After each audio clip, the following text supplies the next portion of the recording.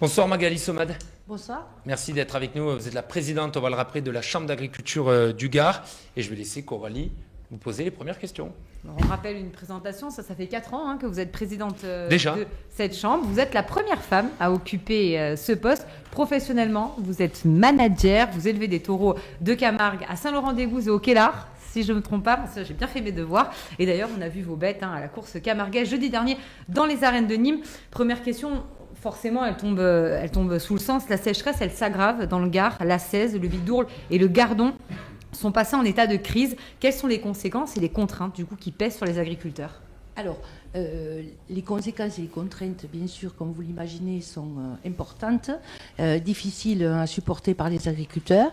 Ce qu'on espère, c'est que les pluies de cette dernière quinzaine vont permettre d'atténuer ou de ralentir le phénomène de la sécheresse pour les cultures, avec la contrepartie des épisodes de grêle dramatiques. Voilà, est-ce que ces pluies, au final, elles ont fait plus de bien ou plus de mal parce qu'il y a eu des épisodes violents ? Alors, il y a des secteurs, et là, ça a été très, très localisé, très violent, et je dirais que quasiment l'ensemble du département a été touché. Oui. On a plus de 3000 hectares qui sont impactés par la grêle, donc à hauteur entre 25 et je dirais 100% pour certains. Donc avec des conséquences économiques dramatiques. Après, je ne rentrerai pas dans le détail technique, mais bon, il y a quand même l'assurance. Donc on a commencé à faire hier une tournée pour évaluer la situation. Sur le sujet de la sécheresse, suivant les bassins, il y a des impacts et donc des réductions, voire des interdictions. Oui, c'est ça, quand on est dans le secteur de crise, l'agriculteur ne peut plus arroser. Alors, ça dépend. Donc, ça, c'est très technique. Je ne sais pas si les auditeurs seront très intéressés par la technique. Comment ça se passe si on arrive aux mesures maximales que peut prendre la préfecture ? Ce que je peux vous dire, c'est que l'ensemble des organisations syndicales, professionnelles, la Chambre d'agriculture, travaillent avec les services de l'État de façon à élaborer un plan qui puisse permettre pour nous, monde agricole, aux agriculteurs de continuer de produire, tout évidemment en écoutant et en subissant les interdictions. Donc, nous avons dans le Gard, je pense que c'est une grande chance, des services de l'État à l'écoute qui ont fait remonter quand même l'agriculture au deuxième rang des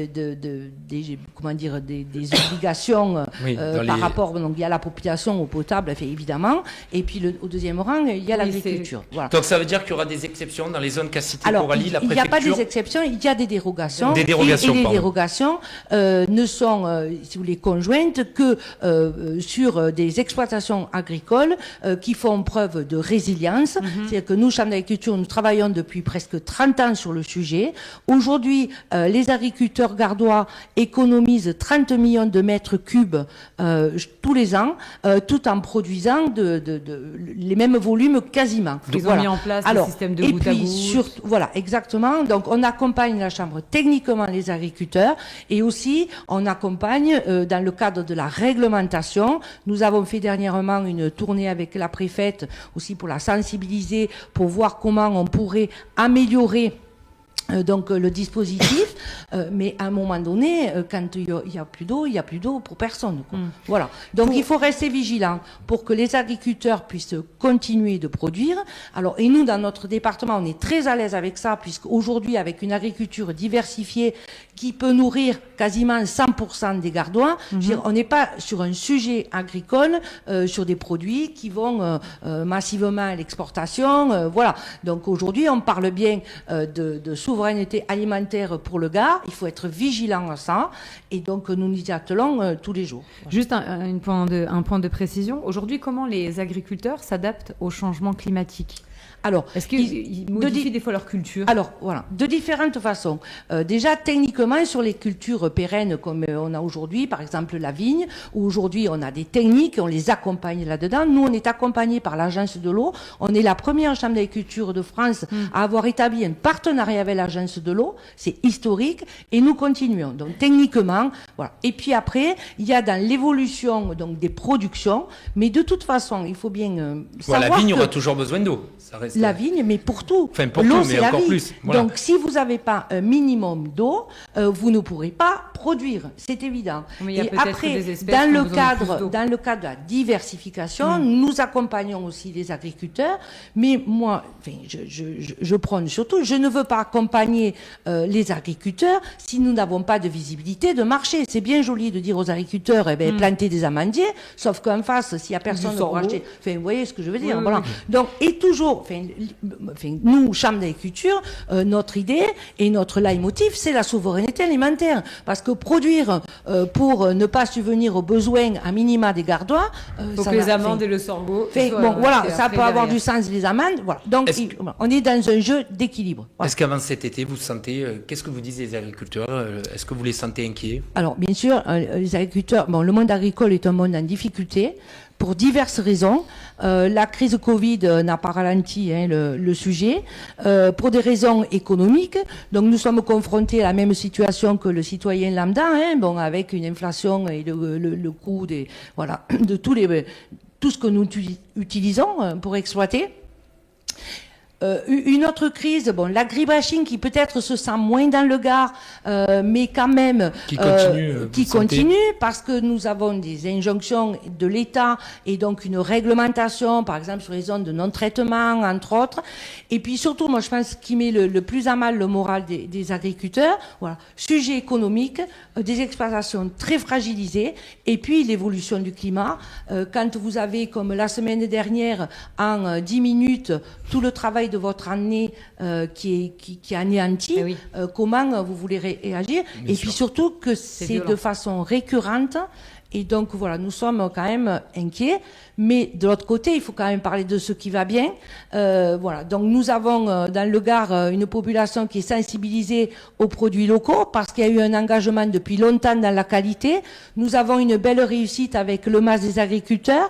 Le 11 juin, nous avons la fête de la transhumance. On va en dans parler les dans événements. quelques instants Voilà. avec Mais Coralie. du coup, vous nous Juste- tendez la perche. Oui, peut-être on donne la parole à nos Allez. sociétaires, Coralie. On parle de la fête de la transhumance dans quelques instants et aussi évidemment des choses positives. Catherine, votre question à notre invité Magali Somat. Oui, alors peut-être pas une question, mais je Ou crois alors une qu'effectivement, remarque. Ce que vous voulez, Catherine. ce que vous avez faites dit, ce que que vous voulez ici. les agriculteurs sont aux avant-postes de la lutte contre le dérèglement climatique. Ils en subissent les conséquences très directement tout le temps, en permanence et de plus en plus. Et ils arrivent quand même à avoir de la résilience, malgré le désespoir, parce qu'il y en a qui sont quand même désespérés. Bon, c'est pas facile.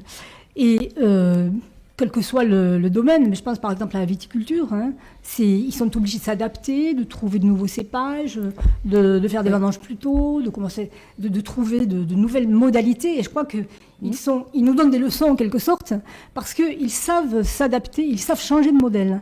Ce qu'on ne fait pas dans tous les domaines, ce qu'on ne fait pas dans d'autres métiers, ce qu'on ne fait pas dans d'autres secteurs, Tout à fait. où on dit, bon oui, on fera, on dira, mais Oui. on ne fait pas. Oui, oui. Tandis qu'eux, ils le font tous les jours. Tout à fait. Et ça, je trouve ça assez remarquable, et ça nous donne de l'espoir aussi, par rapport précisément aux défis qu'on a à affronter, aux défis en particulier du dérèglement climatique. Alors, je vous remercie pour vos mots et de le dire. Oui, effectivement, le monde agricole est peut-être le monde le plus résilient, qui a su s'adapter depuis la nuit des temps pour nourrir les populations, vocation première. Et souvent, le président de la République ou notre ministre à l'heure actuelle, Marc Fesneau, fait référence à ça. Mais pour autant, il faut quand même que le monde agricole se sente soutenu. Et ça, il faut une part d'engagement des citoyens. Acheter et consommer gardois, c'est un acte citoyen.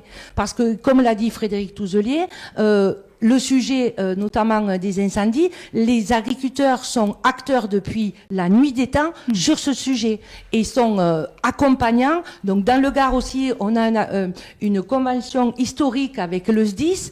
Aujourd'hui, je sais qu'il y a beaucoup d'attentes de la part des pompiers sur la création de réserves d'eau parce que là, bon, pour l'agriculture et bien sûr pour les actions Et oui, en cas d'incendie. voilà, en cas d'incendie.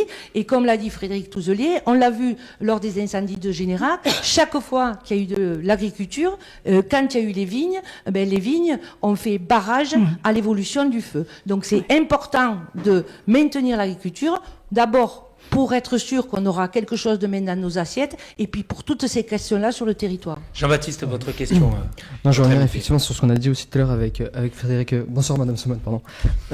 Avec Frédéric Touzolier sur quelque chose qui est hyper inquiétant, c'est sur la réduction par 2 voire par 3 du nombre d'agriculteurs d'ici quelques années. Moi, je trouve, enfin, en plus d'être inquiétant comptablement, c'est une richesse énorme qui peut disparaître ou qui peut progressivement vraiment s'affaiblir.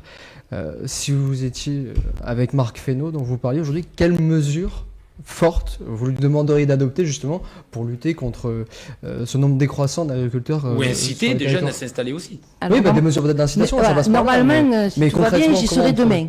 Voilà, donc demain, et je dois rencontrer le président aussi. Donc, bien évidemment... Quelle mesure forte, la plus forte Alors, les mesures fortes. Déjà, que l'État soit facilitateur et soutienne l'agriculture. Parce que, évidemment, on a des discours, mais maintenant, ce que le monde agricole attend, c'est des actes. Oui. Donc, notamment facilitateur dans le cadre de l'élaboration, la création des réserves d'eau. Aujourd'hui, on a un schéma technique qui est très contraignant. L'autre jour, nous avons inauguré l'extension du Baronne, bon, à Générac. Je peux Avec vous dire, le goutte à goutte. avec le goutte à goutte, bon, un schéma résilient, voilà, et qui peut venir, Mais là, en vous aide avez la éventuellement. chance, dans cette partie-là du Gard, d'avoir Alors, le Rhône. et- Par exemple, pour la culture d'oignons doux, c'est plus compliqué. Alors déjà, pour répondre à votre question, il faut que l'État soit facilitateur. Le soutien doit être facilitateur dans le cadre de la réglementation, notamment sur ces sujets-là. Donc sur ce projet-là, ça a mis 7 ans. 7 ans, c'est énorme. Donc voilà, déjà ça. Après, soutenir le pastoralisme. Aujourd'hui, vous l'avez tous vu, il y a eu une attaque de la Cour des comptes sur l'élevage. Bon, Sur les vaches. Sur les voilà. vaches. Non, mais sur l'élevage. Sur l'élevage, voilà. Excusez-moi l'expression, mais les bras m'en sont tombés. Hein. Parce qu'aujourd'hui, tout le monde se fait spécialiste de tout. Donc, la Cour des comptes, merci de s'occuper de nos finances, ou je sais pas, mais je vois pas pourquoi la vois très bien la non Cour plus. des comptes se positionne là avec des arguments complètement et je l'assume, lunaire. Bon. Donc aujourd'hui, nous on sait sur notre territoire dans le Gard combien l'élevage est important. Important en Cévennes, comme l'a dit Frédéric Touzelier, parce que pour l'entretien, notamment des sous-bois. Important dans le sud du département, parce que c'est l'élevage qui sanctuarise des zones sensibles et notamment qui sanctuarise la biodiversité. Voilà, toutes ces raisons. Donc moi, ce que je vais demander aussi, c'est qu'il y ait des aides supplémentaires dans le cadre du pastoralisme, voilà, pour valoriser cette action qui ne va pas... Enfin, c'est une action... pour la société, bien sûr que l'éleveur, pâture, mais ça va au-delà de l'élevage. Voilà, des choses comme ça que... Pour je finir vais lui cette demander. interview, deux dernières questions au Coralie. Oui. On va parler de la fête de la transhumance, mais vous vouliez parler aussi des Oui, JMS. parce que vous parlez de lunaire et j'ai envie de vous demander aussi si la décision de Nîmes Métropole n'est-elle pas lunaire de vouloir organiser les JMS tous les 2 ans. Les journées méditerranéennes des saveurs. Alors, notre petit salon de l'agriculture nîmois, parce que des agriculteurs sans vent debout, c'était quand même aussi une vitrine Qui est pour passé montrer en leurs biennale. produits. Voilà. Et leur Alors, élevage. déjà, ce que je tiens à dire, ce n'a pas été la décision que de l'agglo de Nîmes, ça a été une décision collégiale entre la mairie, l'agglo et la chambre d'agriculture pour diverses raisons. D'abord, la première, très pratique, c'est qu'il y avait un calendrier, un agenda très compliqué pour positionner cette année les JMS. Moi, mon premier souci, c'était de ne pas faire les JMS à une période où il y a trop de chaleur, parce que déjà, quand nous le faisons au mois de mai, il est difficile. Pour les animaux qui sont il faut sur l'esplanade. argumenter sans arrêt pourquoi vous avez des... Bon, voilà. Donc, ça... Donc vous êtes Et plutôt après, favorable à avoir une fois tous les 2 ans, mais Alors, que ça soit un peu mieux. Enfin, que si ça c'est soit- pour mieux faire, voilà. Et puis, voilà, on avait quand même un problème budgétaire. Donc, je pense que sagement, nous avons décidé collégialement, voilà, qu'on ait une pause cette année pour mieux rebondir. Évidemment, l'intention de tous, voilà, c'est Et qu'en donc peut-être le faire plus tôt, 2024, alors le faire. 2024, donc on devrait être début mai. Voilà, donc je sais que la mairie, et nous avons fait une proposition de date à la mairie est d'accord. Et là, nous sommes en train de travailler avec un groupe, donc sur le financement de cette opération, qui, je le rappelle, est la seule opération agricole qui se déroule en centre-ville, Eh oui. bon, au niveau national. Voilà. Donc, ce qui entraîne des contraintes et effectivement un surcoût budgétaire. Voilà. Mais je sais que bon, Franck Proust et Monsieur le maire, bon, nous sommes tous d'accord pour qu'il y ait une édition 24 et on l'espère de la meilleure des factures. Tout à l'heure, on parlait du lien avec le consommateur et c'est ma dernière question. Vous avez parlé de la fête de la transhumance. En quoi est-elle positive, justement, pour ce lien entre éleveurs, agriculteurs et consommateurs? Alors, la fête de la transhumance, nous avons fêté les 30 ans. Elle est positive d'abord parce qu'elle met en évidence un territoire des fois méconnu sur notre département, que sont les Cévennes, les Spéroux et les Gouales. Donc, c'est vrai que, bon, peut-être un peu plus maintenant, mais à l'époque, il y avait moins de communication sur ce territoire. Et après, elle est positive parce que c'est un moment privilégié d'échange et de partage avec les bergers. Ces gens qui font C'est pour ça que c'est attendu, parce qu'il y a jusqu'à 15 000 personnes qui viennent Ah mais à effectivement, je souhaite que nous ayons beau temps. Et donc, c'est un moment d'échange, de partage convivial sur un territoire.